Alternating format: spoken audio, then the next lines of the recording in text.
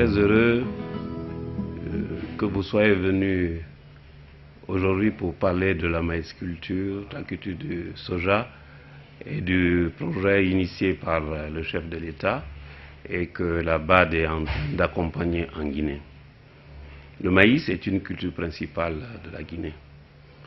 Il se cultive dans toutes les 4 régions naturelles. Il rentre dans l'alimentation principale des zones vers Mandiana, Sigiri, Dinguiraye, Mali. Et c'est aussi une matière première pour l'alimentation de la volaille. Dans d'autres pays, c'est le soja, ou en général les légumineuses alimentaires, qui rentrent en association avec le maïs dans l'alimentation de la volaille. Et aussi le soja, son lait est très important, ça permet d'équilibrer un peu l'alimentation humaine. Ce sont 2 cultures importantes qui sont initiées ici en Guinée.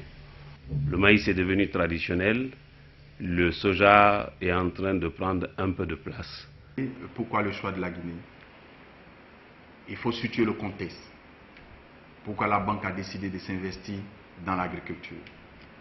Lorsque le président, le docteur Adesina, est arrivé à la tête de la Banque africaine de développement, il a décidé de mettre l'accent sur 5 priorités, communément appelées les high five, à savoir électrifier l'Afrique, nourrir l'Afrique, industrialiser l'Afrique, intégrer l'Afrique et améliorer les conditions de vie des populations africaines. Donc la deuxième grande priorité du groupe de la banque, c'est nourrir l'Afrique, dont l'objectif principal de cette stratégie, c'est d'aboutir à une transformation en profondeur de l'agriculture africaine, de telle sorte qu'on puisse réduire de façon importante la facture d'importation. L'Afrique doit investir davantage dans la technologie agricole, dans les méthodes d'augmentation de rendement agricole et faire de telle sorte que l'économie et les économies africaines soient fortement diversifiées. La Guinée a un potentiel énorme dans le secteur agricole. Environ 6,2 millions d'hectares de terres cultivables, dont uniquement 25% sont exploités. Vous convenez avec moi que le potentiel ne se mange pas. Lorsque le président de la République, le professeur Alpha Condé, chef de l'État, est arrivé à la tête de la Guinée, il a décidé de s'inscrire durablement dans une diversification de l'économie guinéenne qui était plus axée sur le secteur minier, en mettant maintenant cette fois-ci l'accent sur le secteur agricole. Donc la nouvelle stratégie du groupe de la Banque africaine de développement a décidé d'accompagner la Guinée sur le secteur agricole, bien entendu, mais aussi au niveau du secteur de l'énergie. Donc à l'issue des négociations avec les autorités guinéennes, en lien avec l'initiative présidentielle de développement rural, il a été convenu de choisir la Guinée pour mettre en valeur le potentiel agricole guinéen. Pourquoi le choix de la Haute-Guinée? D'abord, quand le président a été au Brésil, il a vu que les Brésiliens ont transformé presque leur savane en semis de maïs et de soja à travers l'agriculture de conservation. Alors, la Haute-Guinée a plus de 1 million d'hectares de savane. Je l'ai dit, ça varie de la savane herbeuse à la savane arbustive, selon le gradient de pluviométrie. En Haute-Guinée, il pleut de 1100 mm à 1500 mm. Donc c'est une zone qui se prête très bien pour la culture du maïs et du soja. Cette année de test, nous avons compris que bien que nous disposons de superficies de savane, mais pour l'agriculture de conservation, il y a beaucoup de sensibilisation qu'il faut faire au niveau des paysans. Quant à la préparation des sols, parce que nous voulons mécaniser la culture de maïs et de soja. Pensar en la agricultura como un sistema, no cultivo por cultivo. La deuxième plus grande priorité de la Banque africaine de développement, BAD, dont nourrir l'Afrique en est la stratégie, a pour objectif de promouvoir la transformation de l'agriculture africaine en faisant du continent un exportateur net des produits agricoles. En 2015, la Banque a lancé la stratégie Nourrir l'Afrique, dite Feed Africa en anglais, qui adopte une approche fondée sur les chaînes de valeur et les zones agroécologiques. Cette approche met l'accent sur les produits présentant des avantages comparatifs et un potentiel de substitution aux importations, de futures demandes et de réduction de la pauvreté. Pour atteindre cet objectif, la banque et ses partenaires ont développé des programmes et projets visant à soutenir les efforts des pays membres régionaux. La nouvelle approche de la banque en matière de transformation de l'agriculture africaine porte sur l'amélioration de la productivité accrue en tant que facilitateur numéro 1 de la transformation vers une agriculture commerciale au niveau du continent. Eso genera una mejora continua en lo que es la calidad del ambiente y por lo tanto nos permite elevar la productividad y estabilizar la producción.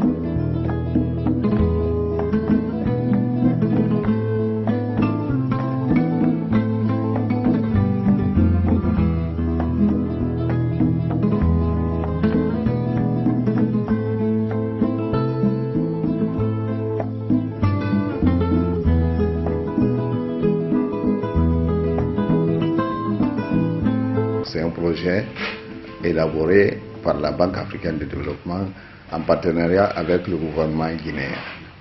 Il s'agit d'installer pour cette première année 68,9 hectares répartis en 35,7 hectares de maïs et 33,2 hectares de soja. Ce projet intervient en Haute-Guinée, notamment dans la savane guinéenne, dans 3 préfectures pour une première année de démonstration. Il s'agit de Farana, Kankan et Sigiri. Le projet intervient à Farana où nous avons installé 12 hectares en maïs et 12 hectares en soja. Dans la zone de Kankan où nous avons installé 35,7 hectares en maïs et 33,2 hectares en soja. Dans la zone de Sigiri, nous avons installé 8,7 hectares en maïs et 8,2 hectares en soja. Cette première phase, c'était la composante d'identification d'un site dans l'environnement local pour pouvoir installer des parcelles d'expérimentation en Haute-Guinée. Donc c'était la première composante. La deuxième composante, il s'agira d'identifier une nouvelle génération de producteurs, notamment les jeunes et les femmes. Et la troisième composante, c'est la formation des producteurs, leur montrer les itinéraires techniques de ces cultures, notamment le maïs et le soja. Cette année a été une phase de démonstration.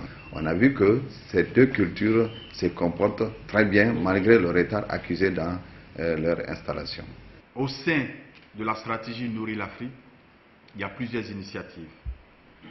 L'une des initiatives phares est le programme des technologies pour la transformation de l'agriculture africaine en savane, qui vise à améliorer la productivité agricole.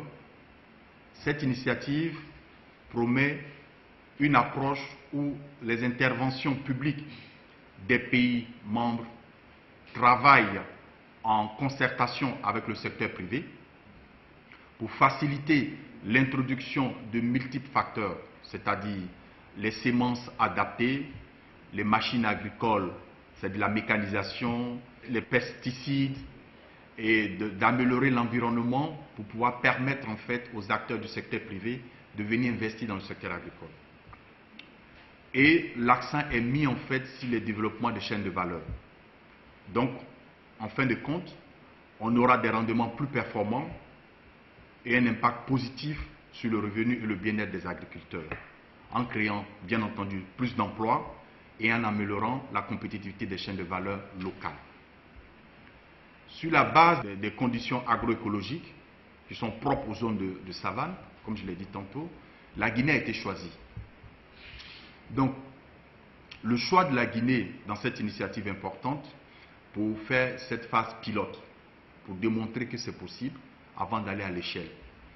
Cette phase pilote a pour objectif d'introduire et de tester les meilleures pratiques, les semences modernes, et démontrer que des technologies plus appropriées sont disponibles pour augmenter la productivité du secteur agricole. Les pays de l'Amérique latine ont pu développer des technologies qui leur permettent d'augmenter la productivité, surtout du maïs et du soja. Cette expertise, tant au niveau des semences comme de la mécanisation, comme des pesticides, est transférée vers d'autres pays du Sud. Donc c'est le Sud qui aide le Sud, en l'occurrence les 8 pays dont j'ai cité, la Guinée, pour augmenter la productivité dans la production de maïs et de soja et un transfert de connaissances. Donc les agriculteurs guinéens en Haute-Guinée ont été formés et seront formés lors du processus d'opérationnalisation ou de mise en œuvre de la phase pilote. Et cette formation prend plusieurs formes. Il y a une formation en termes de comment utiliser ces machines, parce qu'il y a la mécanisation, il y a des tracteurs qui ont été envoyés. Il y a une formation comment faire les mélanges de pesticides. Il y a une formation comment faire le suivi au cours de l'année et comment rendre la terre plus fertile. Donc, dans cette initiative, il y a des Argentins qui sont venus et qui ont séjourné pendant des mois en Haute-Guinée pour permettre aux populations d'apprendre les nouvelles technologies pour augmenter la productivité du maïs et du soja. Entonces, estamos haciendo acá transferencia tecnológica, es difícil, ¿verdad? Transferencia tecnológica de tecnología de la agricultura. Nous faisons des activités relatives au transfert de technologie, des systèmes de semis directs. Nous devons adapter des connaissances, mais qui ne sont pas possibles d'être utilisées tout de suite comme nous les utilisons dans notre pays. Tout d'abord, nous devons comprendre les écosystèmes de la Guinée pour les adapter. Pour ça, tout d'abord, en un premier lieu, notre travail a été focalisé pour l'identification de la parcelle. Nous avons pris des échantillons de sol pour comprendre la fertilisation nécessaire. Tout ce travail a été fait dans les 3 parcelles identifiées, à Sigiri, Farana et à Kankan. La limpieza, en otros no hicimos limpieza, después hicimos. Le choix de la Haute-Guinée, c'est d'abord à partir des conditions édapho-climatiques et aussi pour lutter contre la désertification. Nous sommes en transition de l'agriculture traditionnelle pour l'agriculture moderne, grâce aux recherches, aux différentes recherches menées par l'Institut de recherche agronomique de Guinée. Aujourd'hui, vous avez vu, c'est maïs et le soja. Non seulement le sol se prête, et seulement il y a quelques attaques de chenilles sur le champ, mais quand même vous avez vu déjà, avec toutes les techniques agricoles appliquées dans ce champ, vous avez vu déjà, ça se fait répercuter déjà sur la végétation des plants que vous voyez. C'est une initiative qui a pour objectif d'augmenter la productivité dans le secteur agricole et la phase pilote met l'accent sur le maïs et le soja dans la filière avicole. Donc l'accent est mis sur les volailles. Vous allez me demander pourquoi? Parce que le maïs et le soja sont les 2 principaux aliments pour la volaille dans la filière avicole. Donc si on arrive à maîtriser la production de la nourriture pour la volaille, on arrivera non seulement à produire en quantité la volaille, et on arrivera à réduire la facture d'importation. Comme je l'ai dit tantôt, le slogan du président de la République, l'agriculture guinéenne doit nourrir la population guinéenne. Donc tout ce que nous produisons, nous devons en manger et faire de telle sorte que l'agriculture guinéenne soit un vrai business en termes d'agro-industrie. Donc l'objectif en fait, c'est d'augmenter la productivité au niveau du maïs et du soja pour permettre en fait d'avoir plus de maïs et de soja et permettre d'avoir plus d'aliments volailles pour développer et rendre industrielle en fait la filière agricole au niveau national. Ça c'est un élément. Mais aussi je pense qu'il y a un facteur très important, c'est que le transfert des technologies va permettre aux paysans dans la phase pilote, plus particulièrement en Haute-Guinée, de maîtriser le calendrier agricole qui reste un facteur très important. Donc il y a un transfert de connaissances, il y a un transfert de méthodologie, il y a un transfert d'approche qui permettra aux agriculteurs d'avoir une bonne connaissance non seulement des terres, mais aussi et surtout d'avoir une bonne maîtrise du calendrier agricole, permettant, et j'insiste là-dessus, de maîtriser les cycles et de produire plus.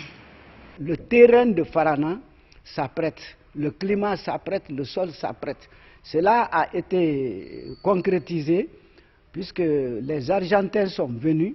Le directeur actuel de l'IRAG, qui était là, directeur du centre, les a dirigés d'abord pour apprécier les terrains, faire les choix, et ils ont évolué au niveau de l'Institut, une superficie de 10 hectares. Ils ont évolué au niveau de Tiro pour réaliser 20 hectares de soja. Et quand vous voyez la végétation de ce maïs-là et du soja-là à l'heure-là, vous vous rendrez compte que vraiment, ici, c'est le maïs culture et la culture de soja sont dans leur terrain éligible. En termes de production agricole, vous savez, nos producteurs à la base, c'est des petits exploitants agricoles. C'est des paysans qui n'ont pas assez de moyens, vu le manque de ces moyens, ils ne parviennent pas à mettre en valeur un certain nombre d'hectares qu'ils veulent réellement. Le maxi, ça ne dépasse pas les 3 hectares. Pour un meilleur rendement, il faut impérativement l'apport du paquet technologique de façon suffisante. Pour 1 hectare de maïs, il faut nécessairement 3 sacs du NPK, 2 sacs d'urée technique et l'apport, bien entendu, du produit phyto, notamment 4 litres d'herbicide total et 4 litres d'herbicide sélectif. Il faudrait mécaniser la production agricole. L'une des initiatives phares est le programme, l'une des initiatives phares de la priorité Nourrir l'Afrique est le programme des technologies pour la transformation de l'agriculture africaine en savane. La phase pilote de cette initiative importante qui porte sur les technologies pour la transformation de l'agriculture africaine en savane a été faite en Guinée en parfaite collaboration avec les départements ministériels, mais aussi et surtout portée par l'initiative présidentielle de développement rural IPADER. Les équipes de l'IPADER, du ministère de l'Agriculture, de l'Institut de recherche agronomique guinéenne IRAC, ont travaillé main dans la main avec les experts de la banque et aussi les experts argentins qui sont venus en Guinée. Je veux ici remercier les membres de ces différentes structures, en l'occurrence l'initiative IPADER, l'initiative présidentielle IPADER et l'IRAC et le ministère de l'Agriculture pour avoir porté cette phase pilote et faire de cette phase pilote une réalité. Les résultats sont là. Vous avez été en Haute-Guinée, vous avez vu le changement qui a été apporté. Mais ce changement est à une petite échelle, phase pilote. Et les résultats sont probants. Donc, nous espérons que lorsque les effets espérés vont se révéler au grand jour, ou sont en train de se révéler au grand jour, nous allons entamer le dialogue avec les autorités guinéennes pour aller à l'échelle nationale, pour utiliser ou exploiter les 6,2 millions d'hectares de terres cultivables et dont 25% sont utilisés annuellement. C'est peu. Et je l'ai dit tantôt, le potentiel ne se mange pas. On doit utiliser et faire de telle sorte que ce potentiel puisse nous permettre d'avoir une agriculture industrielle, l'agro-industrie, l'agribusiness, pour que l'agriculture guinéenne puisse nourrir la population guinéenne.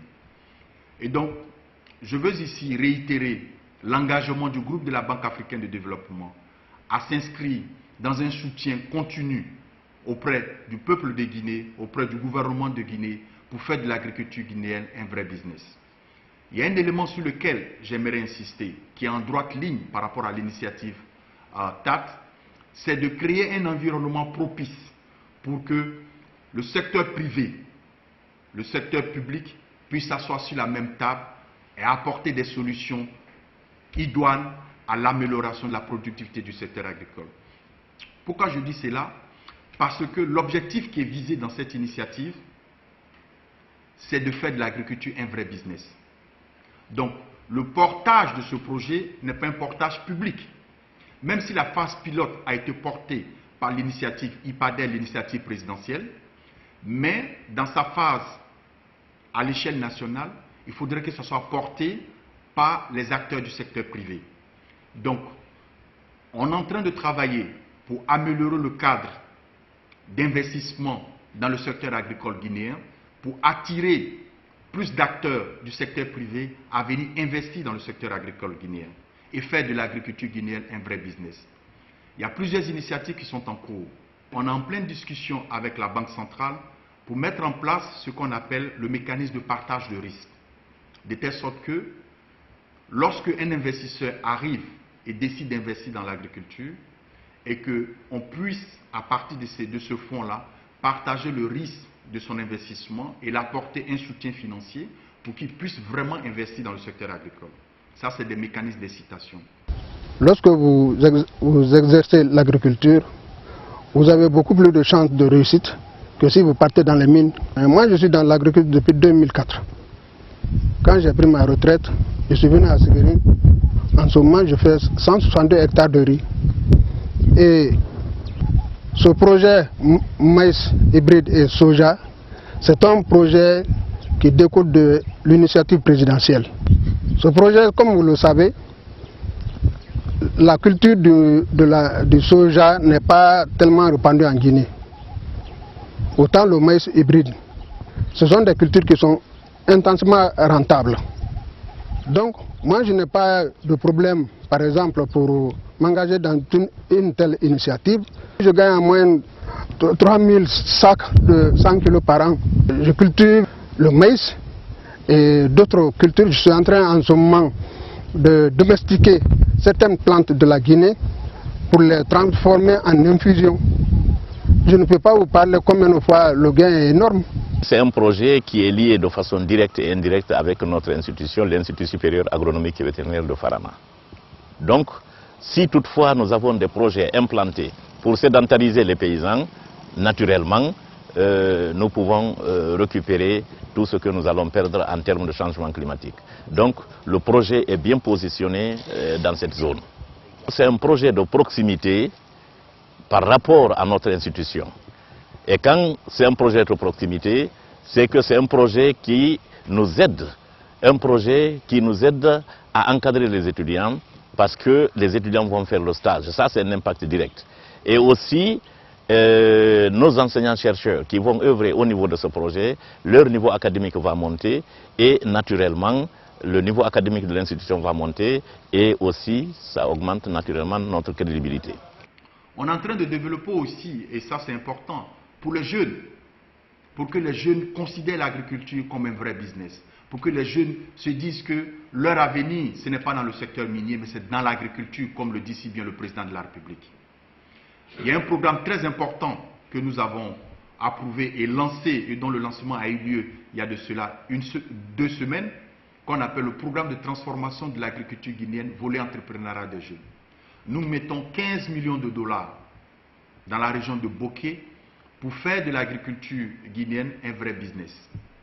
En plus de ce projet très important, il y a aussi un autre projet de zones de transformation agroalimentaire, communément appelées les agropoles. Nous envisageons de construire plus de 10 agropoles sur le territoire national, un montant global d'investissement de presque 760 millions de dollars sur les 4 prochaines années. Et la première phase de ce programme important de création des zones de transformation agroalimentaire dans la région de Kankan et de Bokeh a été approuvée par le groupe de la Banque africaine de développement avec un début qui se situe à hauteur de 14 millions de dollars. Vous convenez avec moi que cette phase pilote nous permettra, non seulement dans le cadre de l'initiative TACT, de démontrer qu'on peut utiliser des nouvelles technologies, on peut mécaniser l'agriculture, on peut apporter des nouvelles semences, on peut apporter des pesticides pour faire de l'agriculture un vrai business. Et attirer des acteurs du secteur privé, non seulement guinéens, mais étrangers, à investir dans l'agriculture guinéenne, parce que c'est là l'avenir de la Guinée. L'autre programme sur les zones de transformation agroalimentaire, dont la première phase porte sur la région de Bokeh et de Kankan, parce que ces deux initiatives importantes sont portées par l'initiative présidentielle IPADER.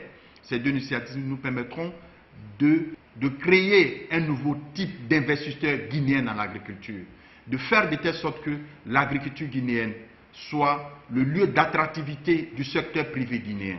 Les conditions sont réunies. La banque, votre banque est prête à vous soutenir de telle sorte que les grands acteurs du secteur privé guinéen puissent considérer l'agriculture guinéenne comme un vrai business et les attirer à investir dans le secteur agricole guinéen.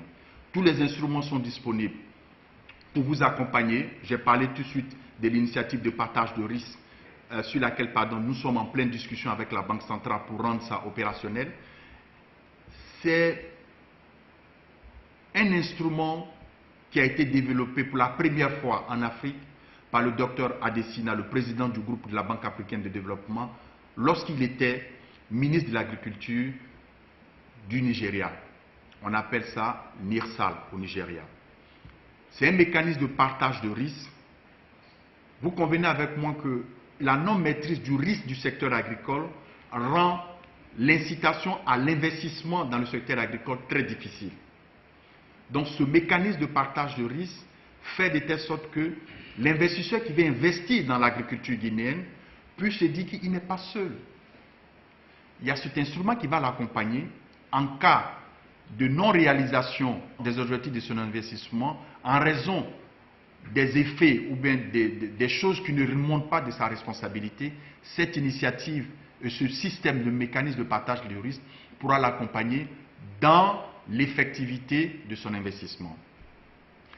Et les autres programmes qui sont mis en œuvre dans le cadre des agropoles, c'est de construire un parc agro-industriel dont l'accent sera mis sur les produits tels que le maïs, le soja, le riz, qui sont des produits de première nécessité en Guinée. Donc, l'effectivité de ces différents programmes nous permettra de faire de l'agriculture, comme je l'ai déjà dit, l'agriculture guinéenne est un vrai business, mais aussi, et ça c'est important de le remarquer, de le souligner, de réduire considérablement la facture d'importation des produits alimentaires, de faire de telle sorte que l'agriculture guinéenne puisse nourrir non seulement la population guinéenne, que la Guinée soit autosuffisante sur le plan alimentaire.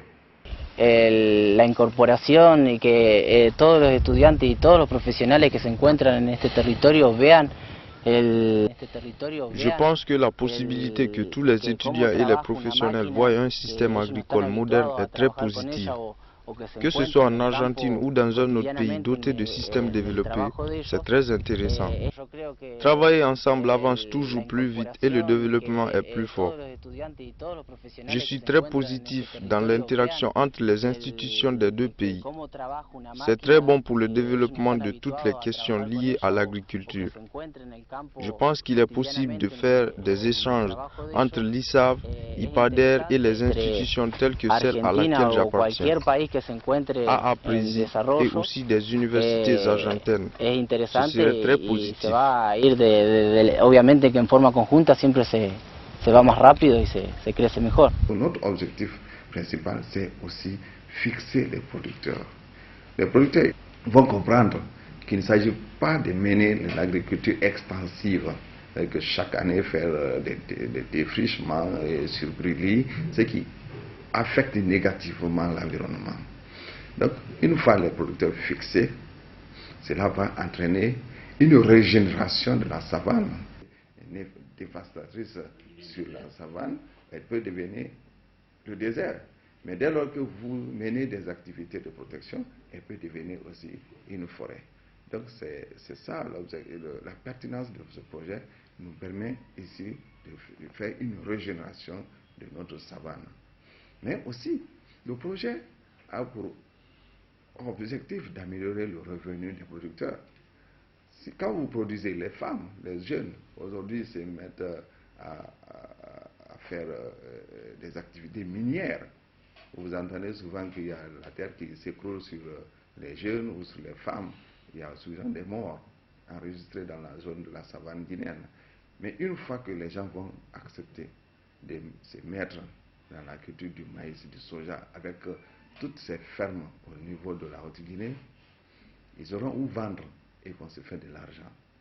Et là, ça va non seulement diminuer la pauvreté, ça va sécuriser la population contre les problèmes enregistrés dans les mines d'or, mais aussi ça va réduire l'exode rural et l'immigration. Donc c'est un projet pour nous qui est d'une pertinence capitale.